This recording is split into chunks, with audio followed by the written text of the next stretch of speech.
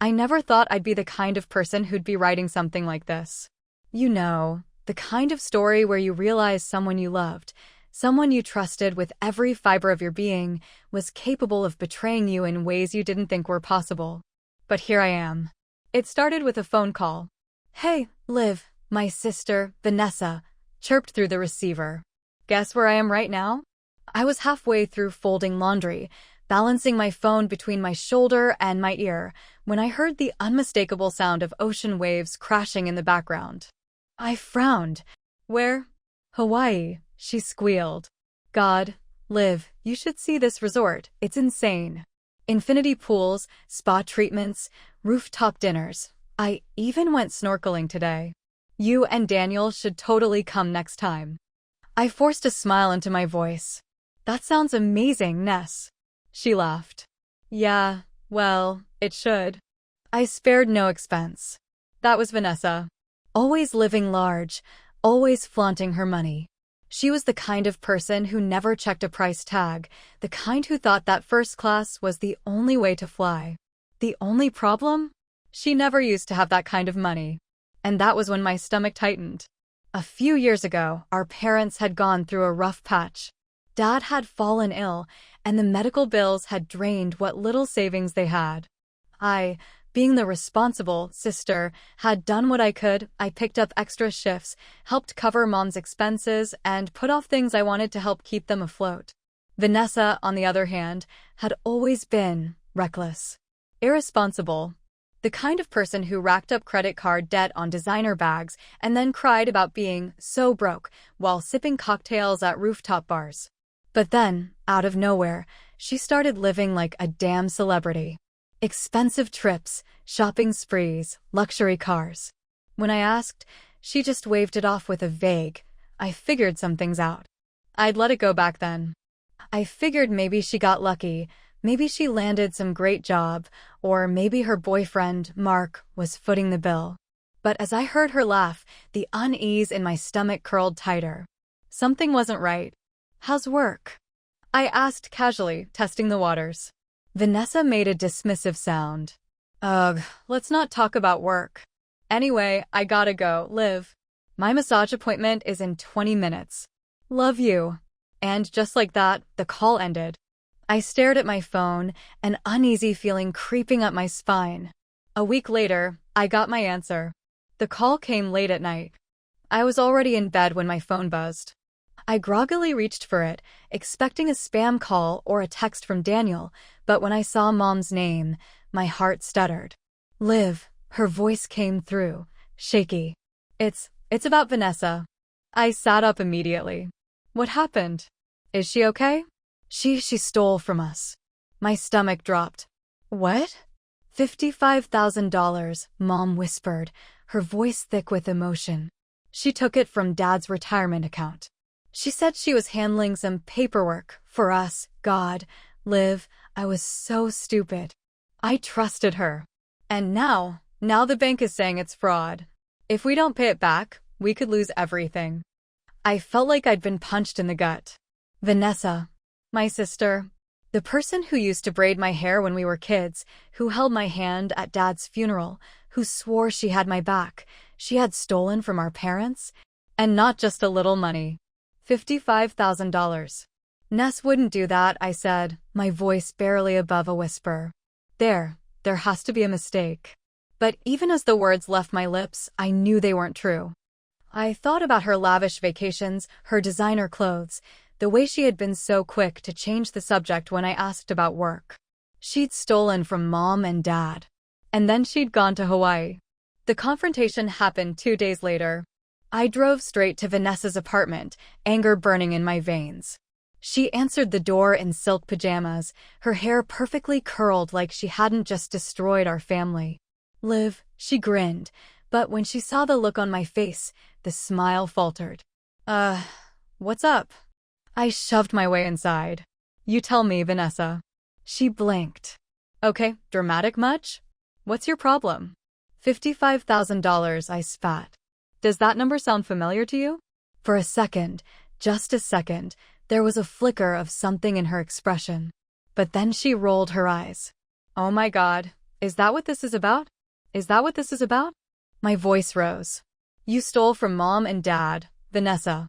She waved a hand, brushing it off like it was nothing. Jesus, Liv, calm down. That was months ago. It's over now. Over. I let out a disbelieving laugh. They're facing bankruptcy, Ness. They might lose their house because of you. She sighed dramatically. Okay, look. I had some financial issues, all right? And yeah, I took the money. But I was going to pay it back. When? After your next trip to Dubai. I snapped. She crossed her arms. I can't believe you're acting like this. It's not that big of a deal. It's in the past. I stared at her. How can you be this selfish? She groaned, throwing her hands up. God, Liv, do you ever stop being so uptight? Seriously, you need to let this go. I took a slow breath, my heart pounding. Mom and Dad are going to the police. Vanessa's face paled. I stepped closer. They reported the fraud, Vanessa. There's an investigation. They know it was you. For the first time, I saw fear flash in her eyes. No, they wouldn't. They did, I said coldly. And you? You could go to prison. Her mouth opened, then closed. And just like that, the panic set in. I watched as her entire facade shattered. The confidence, the arrogance, it all crumbled, replaced by sheer, gut-wrenching terror. Liv, she whispered. You have to fix this. Please. I stared at her, my stomach twisting.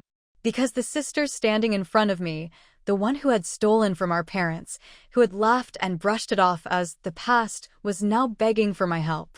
And for the first time in my life, I didn't know if I was going to give it. I stared at Vanessa, at the way her entire body had gone rigid with fear, at the way her hands trembled slightly as she reached for my arm like that single touch could somehow undo everything. The same sister who had laughed off stealing $55,000 like it was a rounding error was now standing there with wide, pleading eyes, desperate for me to say something that would make it all go away. But there was nothing I could say. Nothing that could erase what she had done or change the fact that our parents had already taken the step she never thought they would. Liv, you have to talk to them, she said, voice cracking, her carefully curated confidence falling apart piece by piece. You know Mom and Dad. They don't want this. They're just scared. They'll listen to you. I pulled away from her grasp, the anger still hot in my chest, but beneath it was something colder. A realization that maybe I had spent my whole life seeing her as someone she wasn't. I thought back to every time she'd made a mess and I had been the one to clean it up. Every time she had gotten herself into trouble and I had been the one to smooth things over. Every time she had made a mistake and I had stepped in before she could face the full weight of the consequences. But this time was different. This time, the consequences were real. They already made their decision, I said, my voice steady even as I felt the weight of what this meant. They already went to the police, Vanessa. It's out of their hands now. She shook her head, like if she just denied it hard enough, it wouldn't be true. No, that's not how this works. They can take it back. They just have to say it was a misunderstanding. They can fix this. I let out a breath, feeling the exhaustion settle into my bones, because she still didn't get it. This isn't a parking ticket. This is fraud. This is a felony. It's not about what they want anymore. It's about the bank. The investigation. The charges. She stepped back, her arms wrapping around herself, her expression flickering between panic and defiance like she couldn't decide which one was safer to settle on. You're really just going to let this happen? You're really going to let them send me to prison over money? You sent yourself there, I shot back, and there was something final in the way I said it, something that made her flinch. You did this. You knew exactly what you were doing and you didn't care. You thought you could get away with it, and when you did, you spent it like it was yours. And now that you're finally facing the fallout, you want me to save you. Her lips parted like she wanted to argue, but she had nothing to say because we both knew it was true. For a long time, she just stood there, her breathing shallow, her fingers gripping the hem of her overpriced pajama top like she could ground herself with the silk. When she finally spoke, the panic was still there, but it was quieter, edged with something else. I can't go to prison, Liv. I can't. I won't survive that. Please. I wanted to feel sorry for her. I wanted to feel the same instinct I always had, the one that made me step in, the one that made me believe it was my responsibility to keep her from falling. But this time, there was no safety net. I don't know what you want me to do, I said, and I meant it. Her gaze snapped up to mine, her expression twisting into something sharp, something ugly. You could talk to them. You could tell them not to press charges. You could tell them to fix it. I swallowed, shaking my head. They're not the ones who need to fix this. She let out a bitter laugh, stepping back like she was seeing me for the first time, like she was realizing I wasn't going to be the person who saved her this time. Wow, she muttered. I guess I know where we stand now. You knew where we stood the second you took that money, I said, and I meant that too. The silence between us stretched, thick and suffocating, before she finally exhaled, running a hand through her perfect hair, her nails digging into her scalp. Fine, she said, voice tight. If you're not going to help me, then don't pretend you care about what happens to me. And just like that, she turned away, walking deeper into the apartment like I wasn't even there, like she was done with the conversation. I stood there for a long moment, waiting to see if she'd turn back, if she'd say something else, if there was even a single part of her that truly understood what she had done. But she didn't. So I left. I didn't sleep that night. I kept thinking about the way Vanessa had looked at me, like I was the one betraying her, like I was the one who had done something unforgivable. It made me sick. I wanted to tell myself I didn't care, that I had finally let go of the weight of being responsible for her, but my mind wouldn't stop replaying the conversation. The way she had gone from begging to angry the moment she realized I wasn't going to save her. I kept waiting for my phone to ring, for her to text me some excuse, some half-hearted apology, some desperate attempt to claw her way out of this, but there was nothing. And maybe that was worse. The next morning, I called Mom to check on her. She sounded tired, like she had aged 10 years overnight, and I hated that Vanessa had done that to her. I asked if she had heard from Vanessa, and she let out a small, exhausted sigh before telling me that Vanessa had sent her a single text. I hope you're happy. That was it. No apology, no remorse, just bitterness. And for the first time in my life, I think Mom finally saw her the way I did. Dad hadn't said much, but I could tell he was hurt. I could tell he had spent the night sitting in his chair, staring at the wall, wondering how his own daughter could have done this to him. I hated that for them. I hated that this was something they had to go through. The police showed up at Vanessa's apartment that afternoon. I knew because she finally decided to call me. Her voice was shaking, her words frantic, but there was something in her tone that still made it sound like she expected me to do something, to make it stop. She kept saying my name, over and over, as if that alone would be enough to make me forget everything that had led up to this moment. I didn't say much.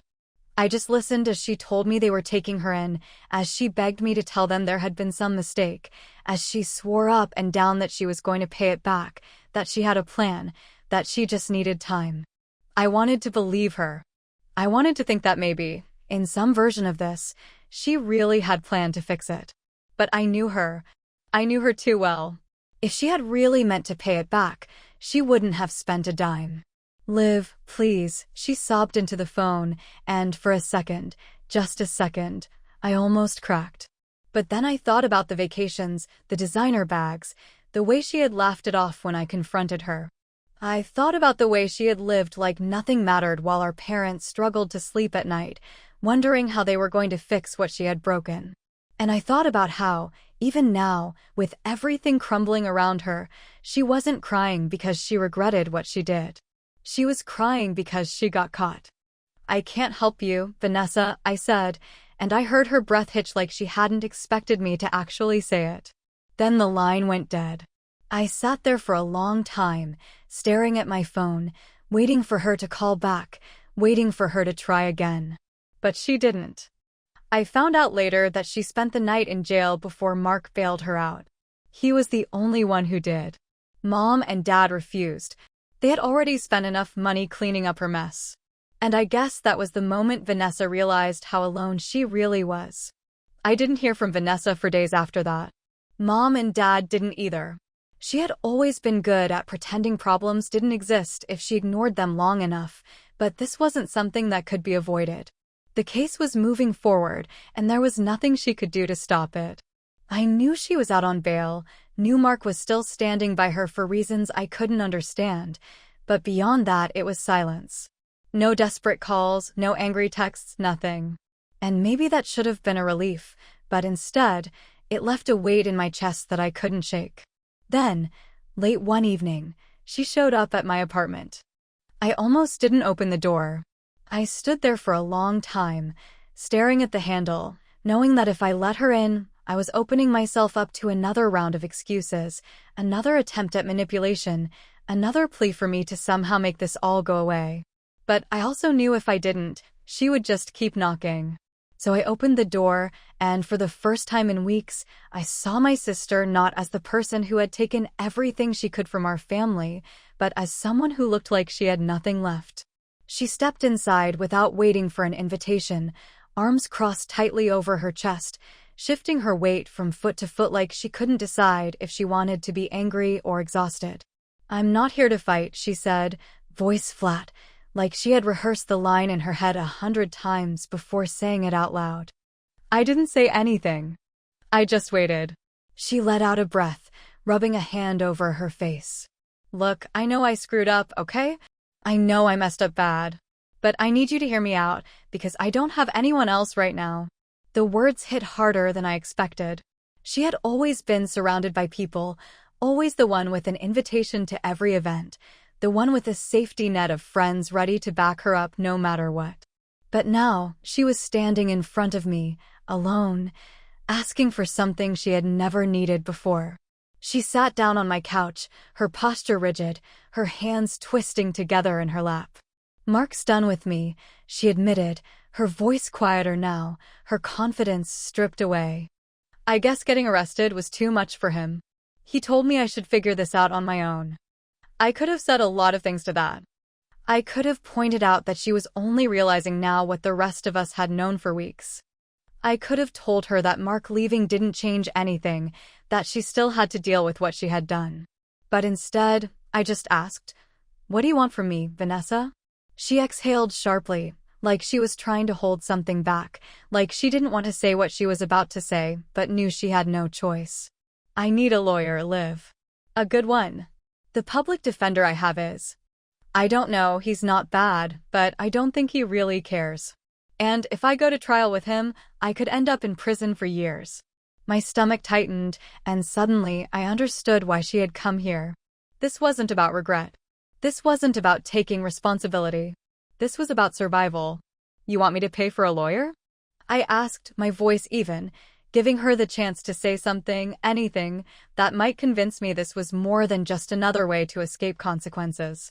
She hesitated, and I saw it, the flicker of guilt, the smallest crack in the armor she had built around herself.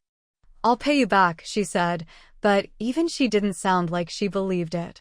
I stared at her, waiting for her to say something else, to admit something real, to show me that there was more to this than just another attempt to make this go away. But she didn't. "I can't," I said finally, and the words felt heavier than I expected. "I can't fix this for you, Vanessa. I won't." She flinched, like she hadn't actually thought I would say no. "Liv, please," she said, and for the first time since this all started, her voice broke. I don't know what to do. I wanted to believe that was true. I wanted to believe that this was the moment she finally understood what she had done, that she was finally willing to face it. But I had spent too long hoping for that, and I wasn't going to be the one to save her this time. "You need to figure that out," I said, and for once, I meant it. Vanessa sat there, silent, like she was waiting for me to change my mind, like if she just sat still long enough, I would break first. I didn't. She had done this to herself, and she knew it. There was no fixing this, no undoing what she had taken from our parents, no erasing the way she had spent months pretending like none of it mattered. And now that she was finally feeling the weight of it, she wanted me to be the one to lift it off her shoulders. I wasn't going to. She let out a sharp breath, shaking her head. "So that's it? You're just going to let me go to prison?" I didn't look away from her, didn't let the guilt in her voice get to me. You did this, Vanessa. You knew exactly what you were doing and you didn't care. And now you want me to feel bad that there are consequences? You want me to clean it up for you like I always have? I'm done.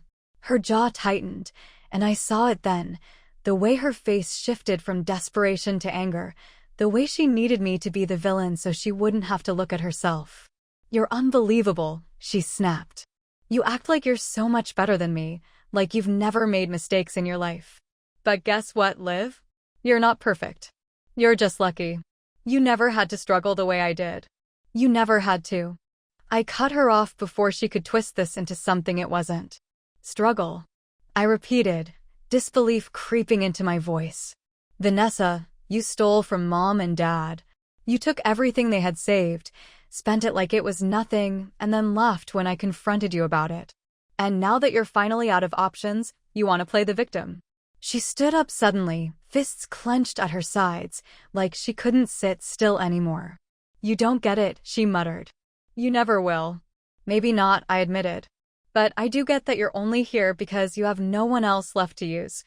She flinched, her mouth pressing into a thin line, like she wanted to argue, but she couldn't because we both knew it was true.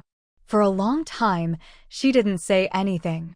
She just stood there, breathing heavy, staring at me like she was trying to find some angle, some crack in my resolve. But there wasn't one. Not anymore.